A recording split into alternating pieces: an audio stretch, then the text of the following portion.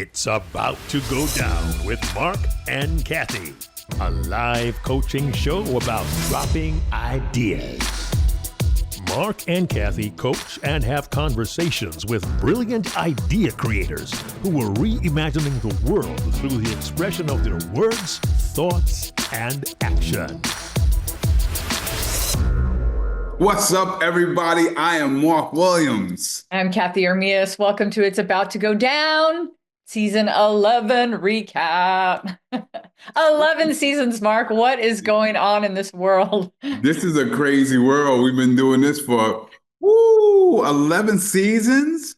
I was about to do the math real quick in my head. I don't know. Mrs. McIntyre is real upset with me right now. I better take out my pen and my paper, write down how many people that means we've talked. That's 110. Mrs. McIntyre would be so proud of you, Mark. No detention for you, my friend. 110 people. Yeah. 110 awesome thought leaders, creative thinkers who have really engaged us in some really groundbreaking conversation. I know groundbreaking might sound a little over dramatic or maybe even cliche, but I've just really enjoyed all of the different conversations and the different personalities that have come along the way. And season 11 has been no different. It's brought the same fire. We got international flavor from Fursey. We got AI flavor from Teresa. We got Flow State Activate as our season closer from Coach Ann Rivera, ex-professional volleyball player. Like, come on now, just the array. I guess I'll kick off with Gary because I've known Gary for a long time, and it's really fun. I know, Mark, you and I have had people on our show that we are personally friends with, and we're maybe connected in our communities. And Gary's one of those people. And I'll say a little bit about Gary. Like, Gary is a man of many talents, just creative every which way you can imagine. Gary also got me into pickleball. So like always, thank you, Gary, for that. Gives me the best creative outlet I could ever imagine. No, but Gary is like, he's a famous artist. He does murals all over Portland and beyond Portland. But if you drive around Portland, you'll see his Joybot murals everywhere. And as soon as I show him to people, they're like, oh, I know that art. I recognize it. He runs a company called On Your Feet. They're an improv training and development company, and they work with the big names. They're working with Disney, Snapchat, Google, like you name it. They're Nike, everybody. And they go in and they do training, but via playing improv games. And the team is so damn good at it. They're so good at it that in Portland, once a quarter, they host a show where they do an improv show featuring two of their clients, and they'll have the client come up and tell a little story. And then after the client walks off the stage, their whole team just goes up and does a whole improv skit based off of some of the details in the story. So anyway, having Gary as the season opener was beautiful. It was wonderful. And of course, what did he get on and talk about? Co-creation. I thought it was really beautiful that he talked about, all right, here we are, right? Language. And, you know, he's great at co-creating with partners. He's run a successful company with his partners for a long time. And, you know, when he talked about his Joybots, where'd mine go? Oh my gosh, it's on my desk somewhere. I'm going to find it. My desk is really messy. I'm going to find it. It's probably buried under here somewhere. Oh, here it is. I found it. That's how messy my desk is. He started this, and I love this because, you know, he had signed it and it has like numbers on it. And I mean, at this point and this was 10 years ago, it was like 32,000 of infinity. I love that he wrote that. But one of the big co-creative projects that he talked about on the show was how he gave this away for free, meaning steal my art, go and make these. He has cancer centers reaching out to him, wanting to make these. He's like, I can't keep making the numbers. So he trained other people how to do it. And now it's become a thing. Anyway, co-creation to the max. You know, what I enjoy about, especially that last point that he made, was like creating something and not hoarding it. Yeah. Understanding that other people can riff off of your idea and turn it into something that is their own. And that's a part of co-creation as well that I think a lot of people don't think about. It's like Cathey and I co-created this here, right here. And it's like, oh, but somebody can like evolve it and turn it into something else. So I love that idea because I think a lot of people need to think about co-creation in so many different ways. Yeah. Yeah. I love that. And he had that great story where he talked about somebody riffing, like completely ripping off it to the point of almost like really stealing the idea. And then he said he had to check himself and be like, well, I said you could steal it, so go for it. Like, that's Listen, I'm gonna make this reference again.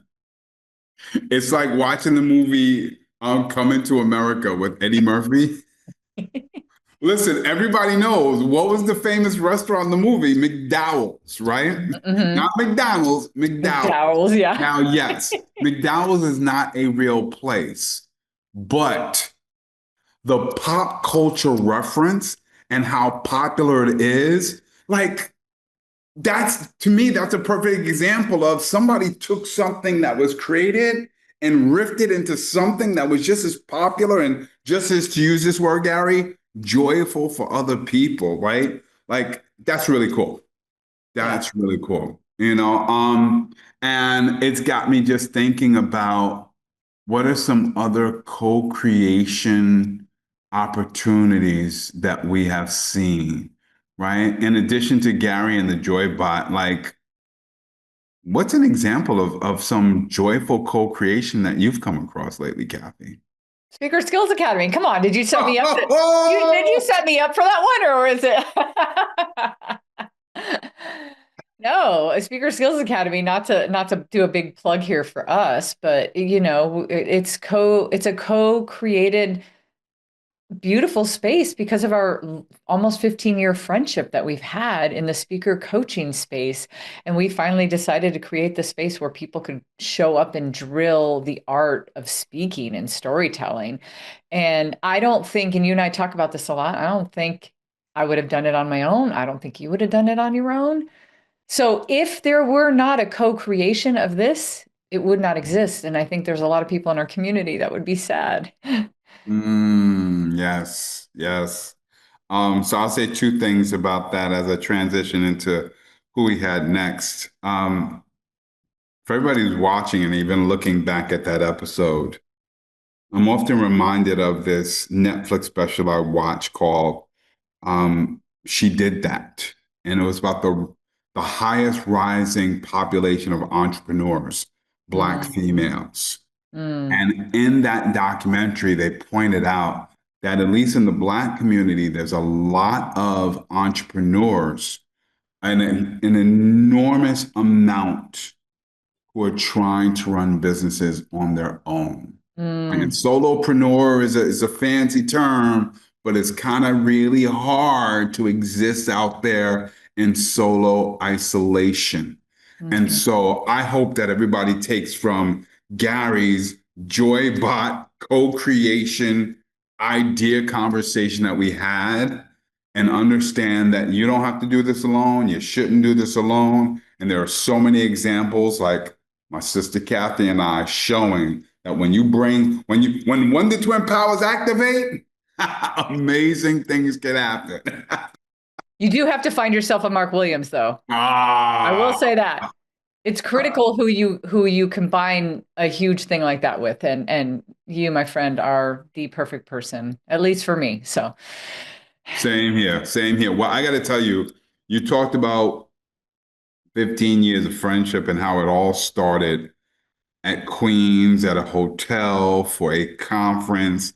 And, we both have had a history with Toastmasters. So I have no, hold back from talking about them for a second because Toastmasters has introduced us to a lot of amazing people, mhm, including, and, a lot of people chase the World Championship of Public Speaking.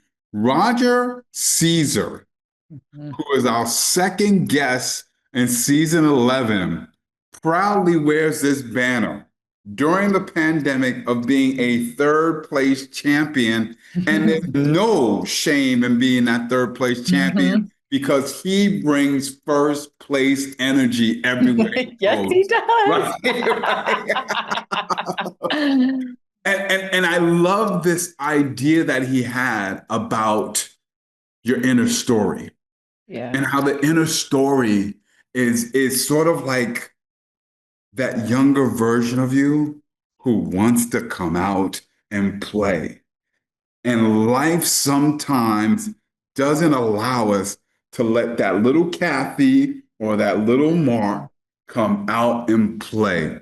And that's what we need. That's the breathing space that we need to give for our inner story. So I love that he talked about that. I loved his energy. I loved him talking about his vulnerability because we need to hear more of that. We need to hear more of those stories from everybody on the planet. Yeah, I love that.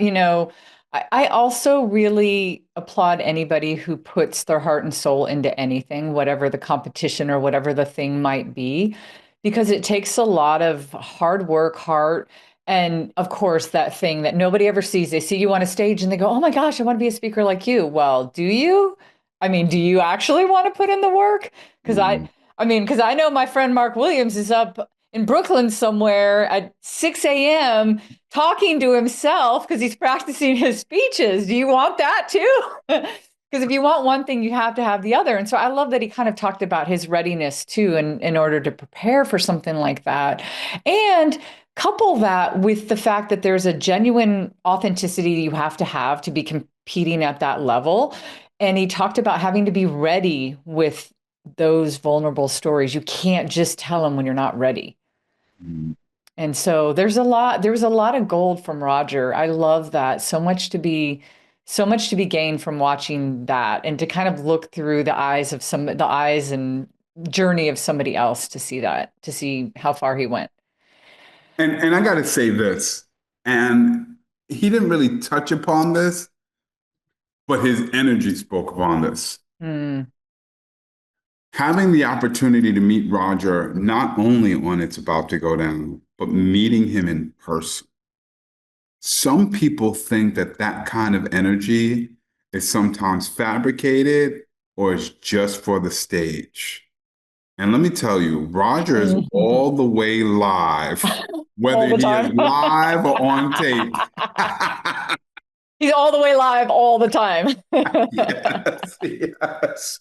I don't know him as well as you do, so that is comforting to know too, that and maybe part of practicing to get to that energy, it starts to become you. So sometimes it's like, do you bring your genuine authenticity to a stage, or does that become your genuine authenticity? Does that make sense? Like, I know that, like, the whole thing about Obama, you've said it many times before, like, he didn't like, people maybe said he might have been a boring speaker a long time ago.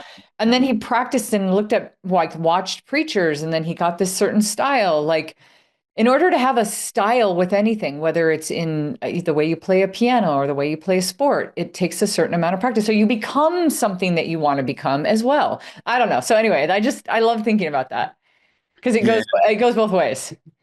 Well, I got to tell you, your point there also reminds me of Steve Harvey. And I remember meeting Steve Harvey many years ago. Mm, And, he's a very big personality. yeah. He was sitting in the office and he was super quiet. And Mm. I remember the people who were with him were like, yeah, like the Steve Harvey you see on stage, much more introverted in the office. And that doesn't mean that there's something inauthentic. It Totally. just means to me, in the spirit of Roger, it just means that when Steve Harvey goes onto the stage, that's when he lets his little child Yeah. play. Yeah. And that's where we hear the inner story that entertains the entire world. So that's what I'm so appreciating. And Kathy, I got to tell you, when I listened to Roger speak, it wasn't just about the inner child, it was also about the vulnerability. And I know Brene Mhm. Brown has made vulnerability such a popular word. But there's something really powerful about that that I hope everybody walks away with from Roger's story and conversation. If the world needs anything now, it really needs a whole lot more vulnerability. And Yeah. stop lifting up the shoulders and let them down and open up, right? And I think that's what Roger was talking about, not only for the world, but also for yourself. I thought this was such a self-care idea conversation. That's deep, Mark. I love that. I agree. I agree. Yeah, that's really good. It's kind of vulnerability in action through stories. Yeah. Well, our third guest, Fursey. Oh, you have to help me with his last name because I feel like you had to practice it. And then I was like, Fursey, if you're watching, I am so sorry because he's got the coolest name. It's like Gutiaco? All Gutiaco? right, I was Am I gonna let close? you try. I Okay. was gonna let you try it. Oh, Fursey Gotuaco. Gotuaco. Okay, Fursey I was close. Gotuaco. I was You were close. close. You were close. Fursey, I was so close, so close. Now, Fursey is one cool. Did you read my Missed list? the animation. I mean, I saw him in Anaheim performing on the World Championship of Public Speaking stage, and that man lit the room up. And so when I found out a little bit more about him, I was like, this makes sense. He's a theater teacher. He teaches drama. He is he's the goat of storytelling, and he blends his life and his career. It's all one big thing because it's all about, drama and theater and performing and storytelling. And that was such a geeky conversation because we got into like the science and the psychology of it. And so that was a fun one. All I will say about Fursey is his physical comedy. Oh, you can even see it on his videos if it's just like his face. That man has definitely, perfected the art of using his physical body in stories and his You- face, facial expressions. One of my favorite Fursey moments was before I actually got to know him. We're getting ready for the World Championship, and it's the not even the rehearsal. It's where it's more like the tech run through, and he was doing this thing with this chair, and he was gonna stand on it, and they were nervous, and they're like, "Yeah, no, you can't stand on this chair," and I could just tell his whole thing was like. But that's I it, right? got to That's stand like on the going to chair. Malaysia, right? That's like going to Malaysia and telling me I can't take off my pants, right? Like Inside for joke. everybody, yeah, for everybody who's watching, it's about to go down. You know what that reference is. You know Yeah. what that reference is. All right. So the fact that he almost couldn't do it, and I could see his wheels were turning to try to figure out how to make this happen, and he got to do it. And I bring that up because I mean, he turned a chair into a performance. Yes, he did. He did. But here's why I bring that up even more so. During our conversation, he referenced that storytelling is less about performance and more about connection. Yeah. That's powerful. Yeah. Yeah. Coming from him too, especially, right? Somebody that really works on the art of the performance and using a chair as a hilarious prop for his ziplining experience. I think he has found the secret to connecting with people. Well, listen, Fursey and I both educators, and I always make this reference all the time that a college professor said, school should be like the ancient Greek theater, one part education, one part entertainment. Mm, Fursey lives and embodies this, yeah. and Yes, he he does. understands that in order to get the message through, you have to bring both together. It's not one or the other, it's both. And you Yeah. entertain to connect and to educate. And Fursey Gotuaco does that extremely well. Ooh, so does Mark Williams. So you're in good company there. Wow. Yeah, I love that. So any educators of any type, of any kind, please keep that in mind. And it doesn't have to be a teacher, right? See, this is why. You were like, I was going to say it. This is what I'm talking about. What people need to understand, we're working on the same wavelength. Everybody teaches. Yes. Yep. Just like everybody speaks, everybody communicates. So just take Fursey's idea and make sure that you weave it into your everyday conversations and interactions. Find ways to bring out that story and bring out, he talked about understanding what the character wants and what, the conflict and all of those different things, and bring them to life with the intent of connecting with the other person you're speaking to. Ooh, what a great wrap up of that. Oh, so good, Marc. Well, he talked about on that stage of zip lining, something Mark Williams has never done. Actually, no, that's not true. That's not true. I did it on a cruise ship once, but that's not the same thing. That's not the same thing. Yeah, it's probably a mini version of it.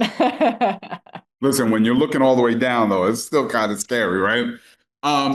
I've never done it in nature, but I wonder if our fourth guest of the season, Lestarya Malloy, if she has ever gone zip lining in a natural setting.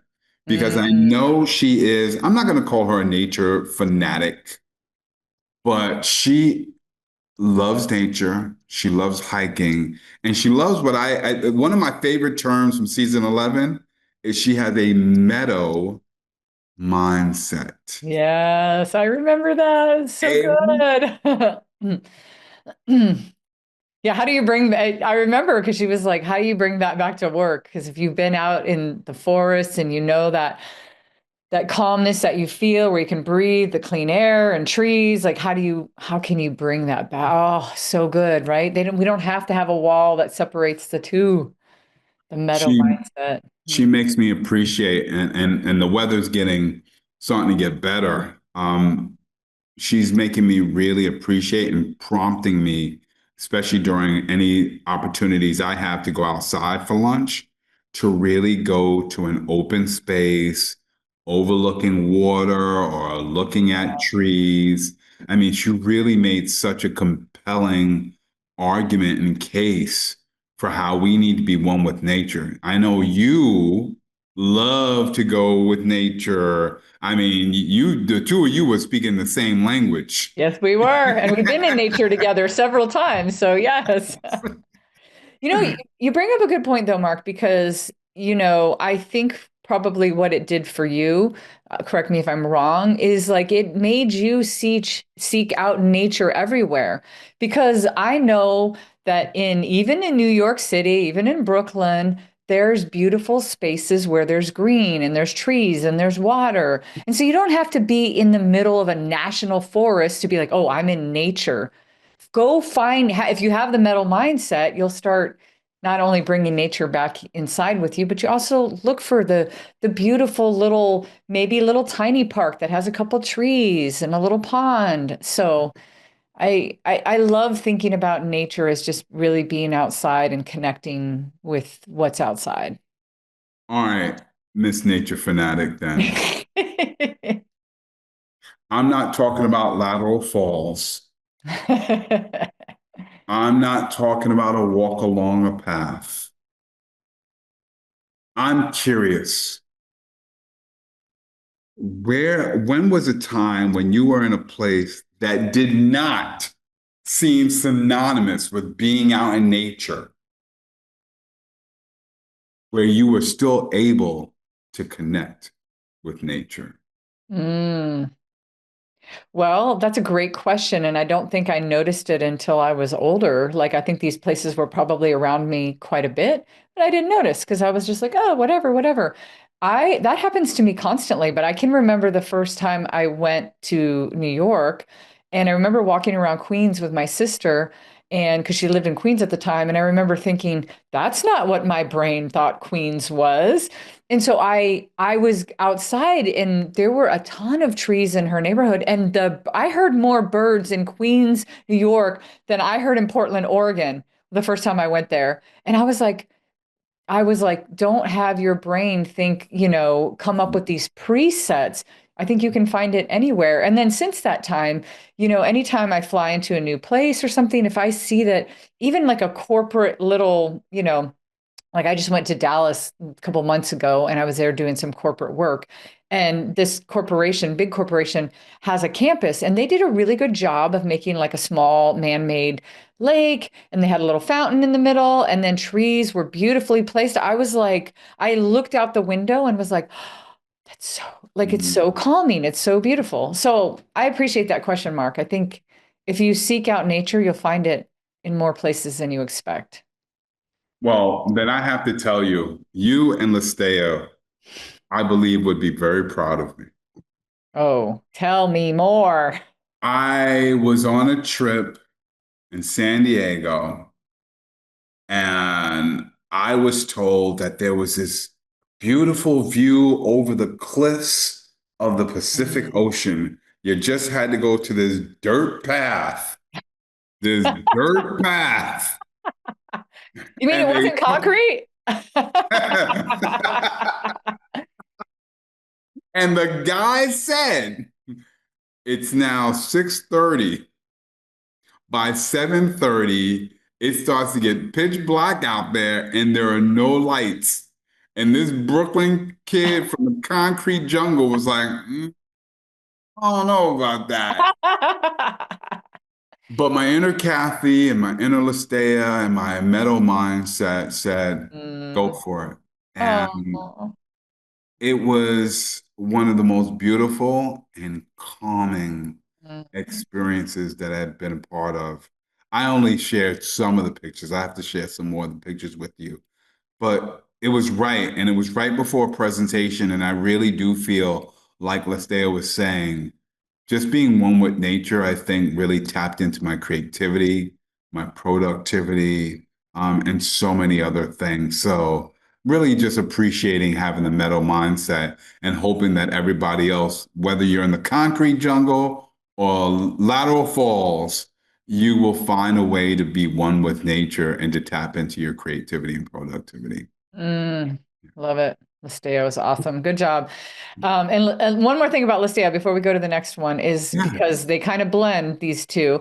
Listea has made uh she's not just a nature lover. She left a high-paying job in a tech industry, leaving Intel to start Friday Outdoors. And she wanted to make camping and nature accessible to everybody, even people that don't like bears, Mark, and bugs. So, yes. So, Listea, great job. Thank you for that work. I know that it's much needed and we all need to get in nature more. And so our next guest, Rena. Oh no, Cami. Sorry, Cami's next. Rena's Oh, coming up. yeah. Rena was the one after, but Rena, okay, we'll get to Rena in a second, but Cami. Yes, yes. Oh, okay.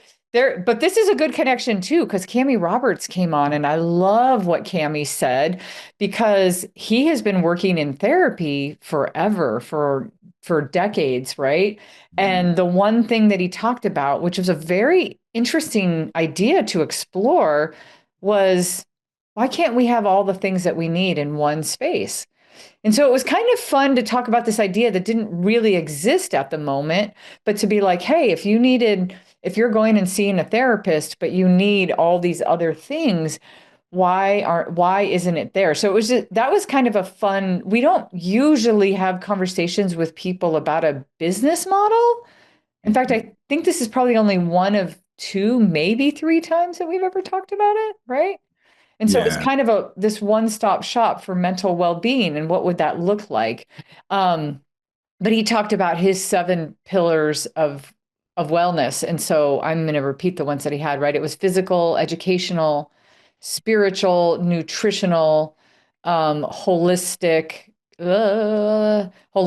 vocational, and financial. So he had all these 7 pillars that he's like, if somebody had access to all of these areas, that they would be in a more, a better space mentally, a mental well-being. Well, we opened up with Gary talking about co-creation.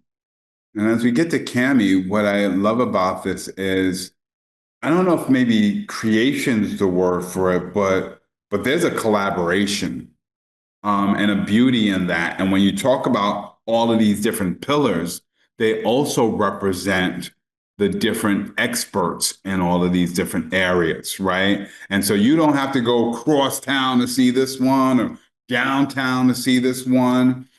You can kind of pull everybody together. And what I loved about what he said is if all of the experts are in one space, then what you're getting is not just a service from one provider, but you're sort of getting a collective knowledge from all of these people. My chiropractor knows my therapist, my therapist knows my accountant, and they're all operating from one space. And I think that is so amazing. And I really hope that Cami at one point gets a chance to do this because I really think it'll help a lot of communities and especially communities where, like, one, not only is it hard enough to afford all of these different services, but it's hard to go to all of these different places and get Yeah. these services. So I Yeah. love the altruism behind this idea. I do too, Mark. And I remember when we were on the episode with Cami, and Cami is such a brilliant mind in his field, right? Like he's spent all of his career. And I was thinking about how powerful it would be to have all these brilliant minds in each of the things. Because, if somebody asks a therapist advice in an area that they don't, like have advice in, they're not gonna give them any advice or anything. And I thought about how powerful that idea was, but also how hard it would be to put it into, to actually make it come to fruition. But that's the power of a great idea, is not just that you came up with the idea, is being able to like execute it and make it happen. And so the question, and I'm going to get this from Lou, who was a season 1, episode 1. He said something I never forgot. Right? Is you should ask the question, how can we make this happen? Not Mm. can we make it happen? Because if you go into it with the mind frame of like, how would we do it? Like, because there's so many things to say, no, no, no, no, this would never be possible. How would you get all these people? He even talked about like there's HIPAA law, like there's things that you couldn't talk about, you couldn't cross Yes. talk about and stuff. And there's things that you could and whatever. But so it's not like, ooh, why is it a bad idea? Or why would this be challenging or hard? How could we make it happen? I love that. And I tell you what else I love about it. And I don't remember making this reference during the conversation, and it might seem trivial, but here's where I'm going to go with it. All of these different experts with all of their different expertise sort of reminds me of like the Super Friends or the Avengers, right? Yes. Um, and I think aside from comic books, what Cami, I hope, inspires other people to think about is how do you surround yourself Mm. with people who have different powers, different Ooh. expertise than you? And then how do you pull that all together? We're always searching for like similar minded and we're thinking the same, Yeah. but there's power not only in the collective, but there's power for the community when we bring it together. Oh, the diversity of trade and knowledge and yeah, like it's so good. That's such a good thought, Mark. I love that. If you were thinking about the superhero, the league and thinking about what's the superpower that is not already in your community. Oh, I love that. And how do you Well, bring that in? you got that West Coast superpower. I got that East Coast Yes, superpower. you do. That is true. And then when these two powers come together, Wonder Twin We powers communicate. activate.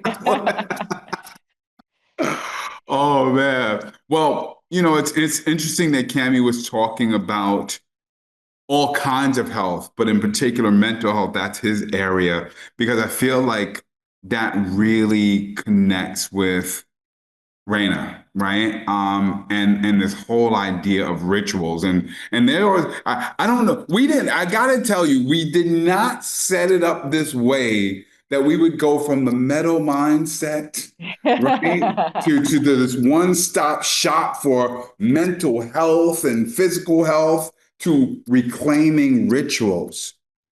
Rena took us on quite the journey, and I love the story about her dad and the candle. Yes, I know. I love that Oh, story. Oh, beautiful. just the Beautiful. small ritual to be able to, her dad had recently passed, and just the small ritual where she could spend time with her dad of lighting the candle and talking to her dad. Oh, and it gave me goosebumps, and it gives me goosebumps again to think the power of something you can create yourself, some ritual where you can connect to anybody in any way or anything, doesn't have to be a person, just creating those little rituals. So good. All right, Cathey, I'm gonna pull on the heartstrings for a moment.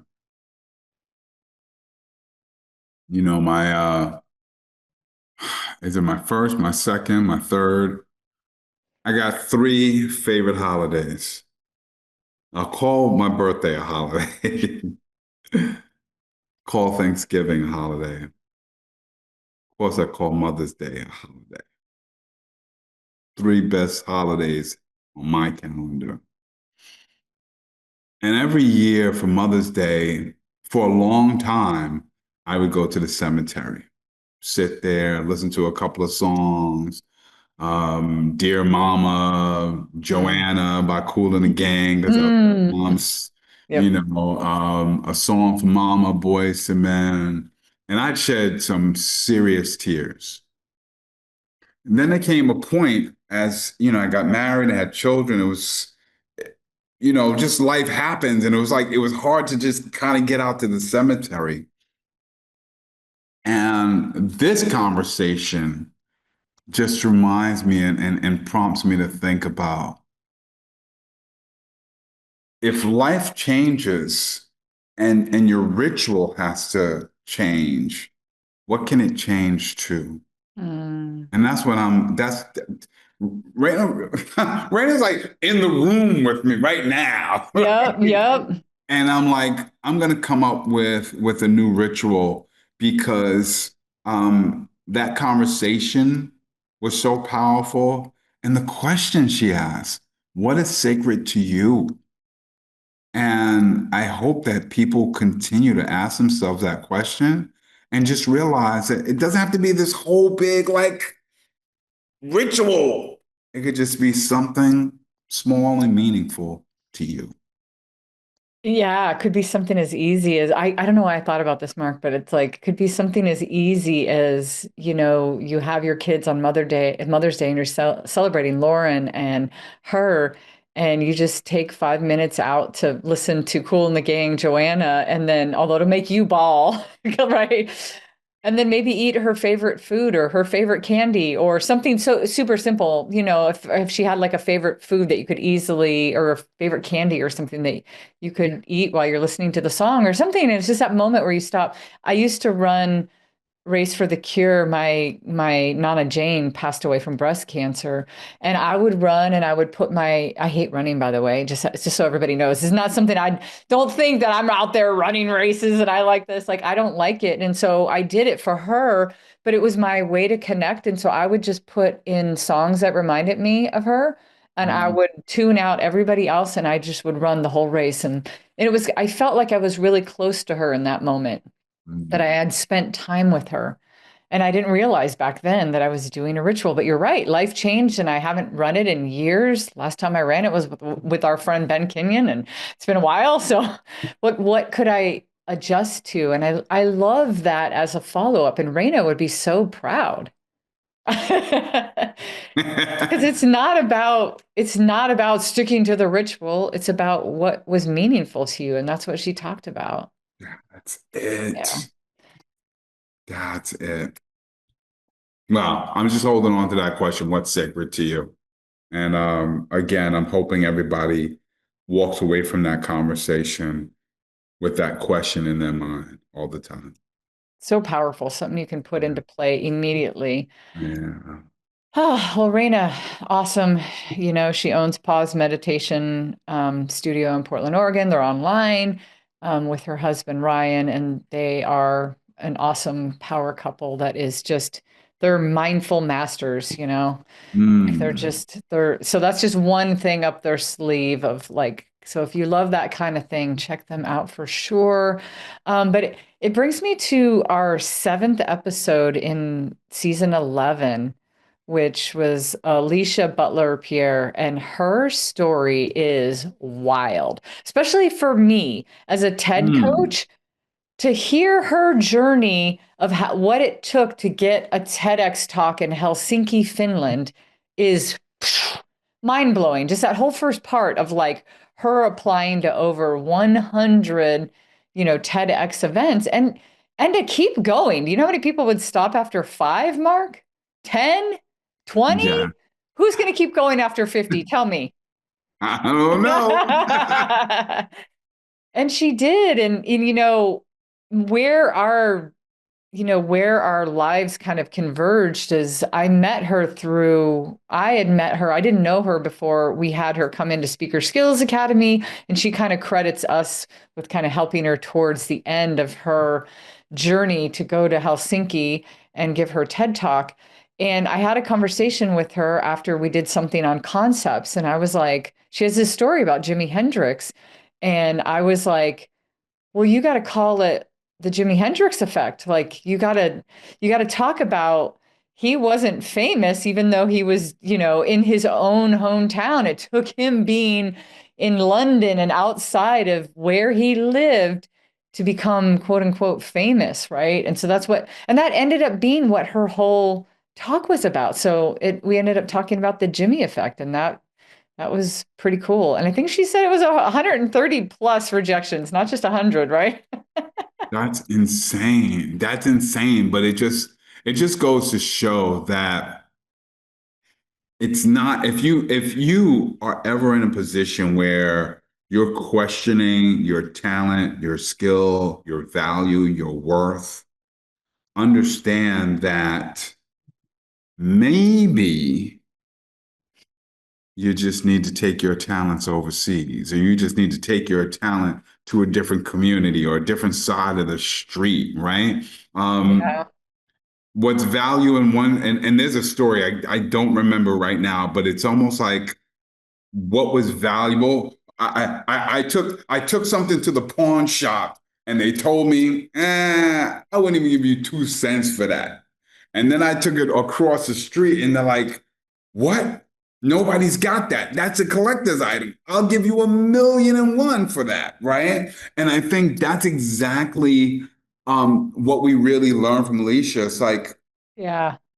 yeah, you may be rejected 1,000,001 times, but that's just because you're offering up your talents to the wrong place. It's not Yes. you. It's Yes. not you. It's just the Yes. place. Preach. Ooh, so good. Right? And it's a great reminder maybe to move quicker, right? I think she learned a great lesson from that, but don't allow yourself to be stuck in a place where people are not recognizing your talents. Oh, I love that, Mark. So good. Listen, in the words of the famous philosopher, ludicrous. Move, Leo. get out the way. Yeah. Oh, move. Get out the way. Yep. Oh, I love it. What a philosopher he is. Yes, he is. Yes, he is. Oh, well, I tell you who's another awesome philosopher. Teresa Younkin. I Yes, let's go, mean, Teresa. Coach Teresa. we get love from Teresa in so many different ways. If it's not on, it's about to go down. It's her speaker skills. I mean, Teresa is one of my heroes.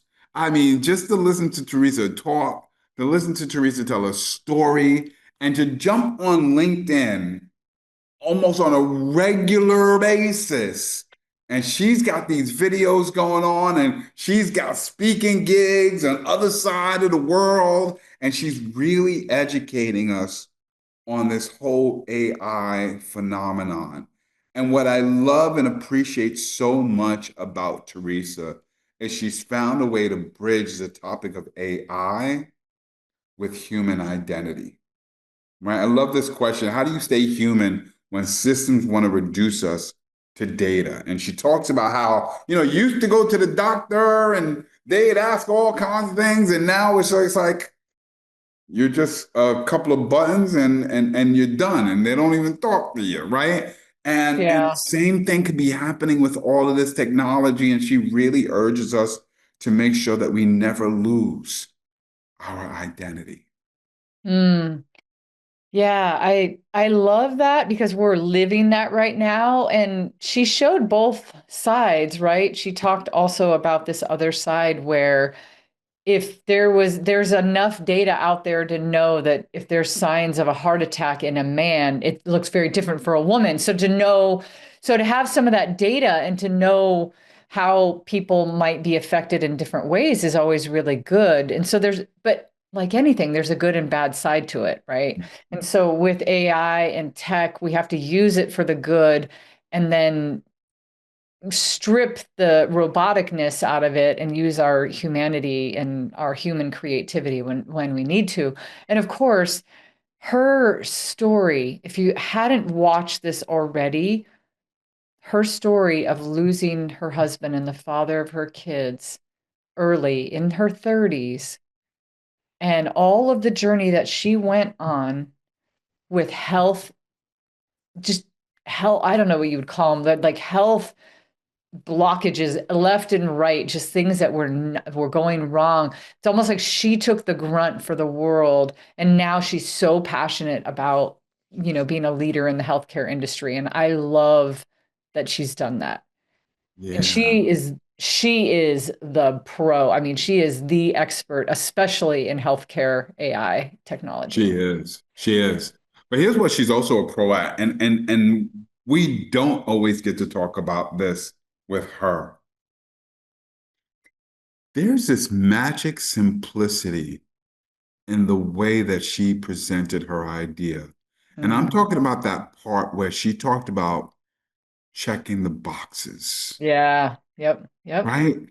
And I say it's a simplicity because we've all been there filling out these forms, checking off this box. What are you? What are you? What are you? Not who are you, but what are you? And we've been reduced to these boxes. Yeah. And some of these boxes are so generalized, but just that image of the box, sometimes all it takes is a simple image, a simple visual to help you get your point across. And like I said, we didn't talk about that, but I just want to uplift that because I think that's such a great way to get your point across. Yeah. You Yeah. know, Mm. Teresa, you, you will never be defined by a single box. Never, ever, my friend, ever, ever.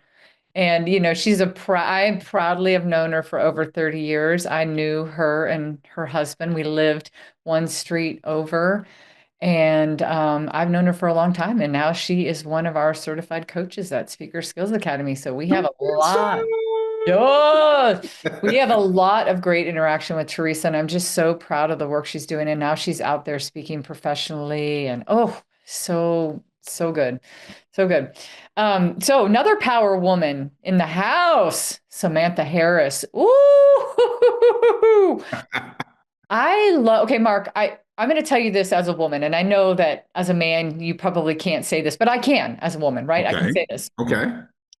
I love when women empower other women, and I don't like it when it goes too far. And it would be really hard for a man to say that, right? Like, when is it too far? And what I mean by that is like, there are some times where I think people are like, women power. And what women power means is that we like smash and run all over men, right? And so when Mm. I met Samantha, I was like, she is so powerful herself and so empowering to women. And yet she's not out there crushing anybody else. She is just so confident in herself as a woman and as a person and as a human. And she loves and being, and we know her. If you watch the episode, you'll know she has been working in a heavily male dominated field for a very long time. And man, does she have stories. No pun intended, my man, does she have stories? But there you have it. Anyway, you know that thing though, right, Mark, where it sometimes can feel like it goes too far, but she is so powerful. And one of the things I love that she brought out is this concept of having a brag bag and being able to go to your brag bag. And sometimes it's just for yourself, and other times it's to put people in their place when they try to make you less. You don't have to say anything mean about them. You just go into your brag bag and you say, well, excuse me. I have done this. Like, I do think I have some authority on this because of this. It's basically just social proof or just proof, right? Like, It is. And it's social proof, again, similar to what we were talking about before. It's social proof for those who may be judging or not think that you are up to par. But more importantly, as Samantha talked about, that brag bag is social proof for you, yes, right? exactly. It's not even Yes. to say like, hey, look at my brag bag. It's no, let me look in my brag bag and let me remember what brought me to the table, why I am who I am. And I got to tell you, Cathey, this is when you just know certain ideas are so powerful. We can spend 45 to 60 minutes with awesome people like Samantha and everybody else who's been on season 11 and talk about their ideas during the episode. But when those ideas start to breathe life outside of the episode, when we turn the record button off, and I can tell you of at least a couple of conversations I've had since our episode with Samantha, where I've Mm-hmm. talked to people about their own brag bag, Oh, right? And how yeah. sometimes they're always talking about what other people are thinking. And sometimes they don't hear themselves not talking about what they think of themselves. Mm. And to Mm. just be able to take Samantha's brown bag, I called it a brown bag Brown on bag.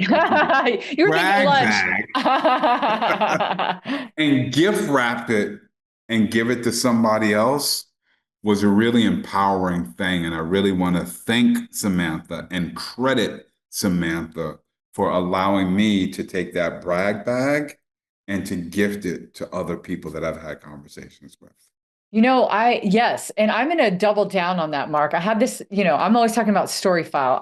Right now, I'm going to do it live here on our episode. I'm creating a category in my story file right Okay. now called brag bag I like it. because it can just be a category, right? Create category, Perfect. brag bag, Look at brag that. Real time. Real right time. here. So Samantha, this is how powerful that is. And it's like, it's a reminder. There we go, brag bag right there. All right. Nice. So that is this reminder that we need it for ourselves, but sometimes we also need it to keep that. And I love that. This is where she's empowering women. Don't let people squash your voice. Don't let people squash your power. Stay strong. And Samantha is this beautiful presence in a room, like such a light of like, oh, just so there's an essence to her that you could hear some of that and think, oh, she's probably one of these like really tough. No, if you met her, you'd be like, wow, she just brings so much light and awesomeness to everywhere she goes. So She I does. have loved getting to know Samantha. Yeah, and I can't wait to get to know her even more. Can't wait, Same. man.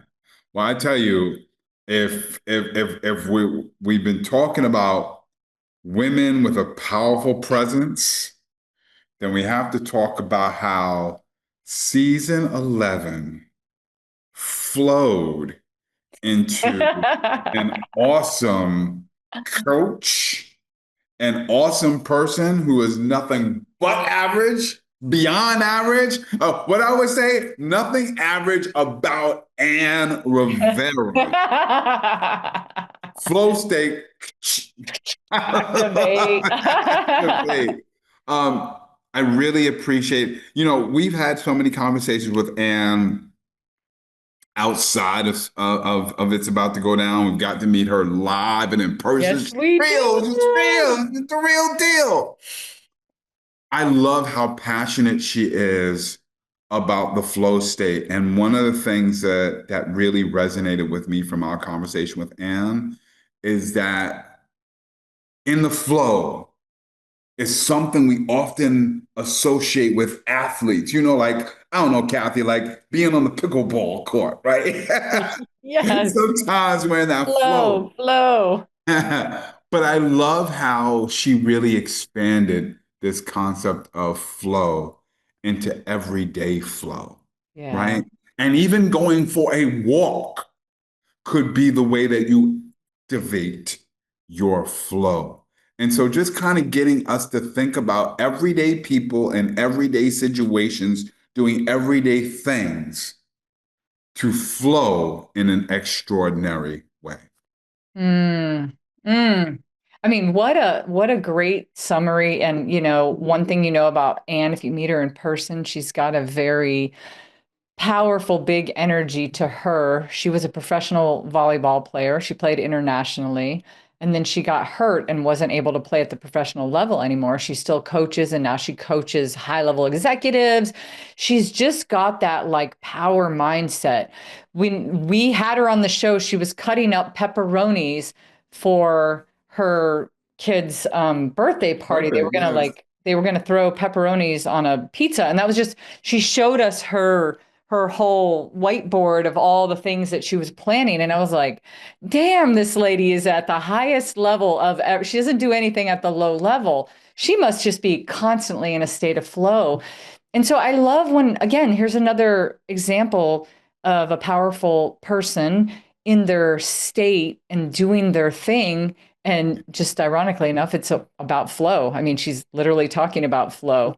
And I think all the other people we were talking about in this season have found their flow in what they do. So that was a great way to close out season 11. And, to wrap this all up into a nice bow, we have an announcement, don't we? Yeah. Yes. It's been 11 seasons. It's been 11 glorious seasons here with my sister Cathey doing this thing called It's About to Go Down. We've spoken to 110 awesome people, but it's not over yet. We are about to run into what will be our final season 12 of It's About to Go Down. And we just want the world to know we're not closing this out for any other reason except that my sister Cathey and I, we figured out that when we met almost 15 years ago, it was for a reason we did not even foresee. And it's the Speaker Skills Academy. And we are pouring so much energy into it. And the energy that we've been pouring into It's About to Go Down, ooh, shall I say, in such a way, it is not coming to an end, but it's evolving and reinventing itself. And as we start doing our series, The Future of Speaking, that's really the evolution of It's About to Go Down. Because the truth is, anytime Cathey and I get together, it's about to go down. Yes. So Cathey, thank you. And we'll say this again because we'll do a wrap-up episode for season 12. We will. But thank you again for leaving that message for me during the pandemic. When the world shut down, a light bulb in Cathey's head went off. And Marc heard a message and said, I didn't even get to the end. I just said, yes, whatever it is, let's do it. And this is why we were supposed to meet, Marc. This is why I met you at the LaGuardia Marriott almost 15 years ago. This is why we went to eat at that Mexican restaurant in Manhattan. This is why we used to meet up at Ripe in Queens, have ourselves some smoothies and talk about speaking. This is why we made this kind of co-journey to Malaysia together and speaking. And we have this parallel thing. And then we have this, which has been amazing. And I think the reason why we did it was for everything that we're doing. And now we are pouring it all into our Speaker Skills Academy so that we can help even more people. So, Marc, thank you as well. For everybody that's been watching us, thank you for following our journey. And we're gonna have fun in this last season. We're gonna do some probably crazy ass things. So just pay attention and watch. It's about to go down it's about to go down. Oh, you have no idea. You have no idea. So we're gonna go out in this sunset, season, and we'll be at 120 or technically 121 because Mark Brown, the voice of our show, was actually on a pilot. So if we are really doing math the correct way, it'll be 121. But so yeah, to everybody watching, this is our wrap up for, season 11, and stay tuned for season 12, the final season of It's About to Go Down. And that's a wrap.